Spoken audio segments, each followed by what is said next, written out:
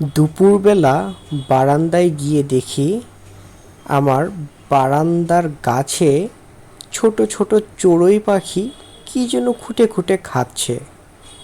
ভাবলাম হয়তো একটা পাখি আছে।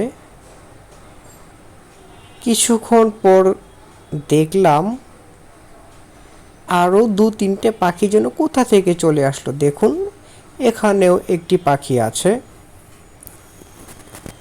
আর এখানে দেখুন আরেকটা এসে জুটেছে। কি খাচ্ছে এরা বুঝতে পারছি না। এই গাছের মধ্যে আবার কি থাকতে পারে, নাকি গাছটা কি খাচ্ছে। এখানে দেখুন আরেকটা এসে গেছে।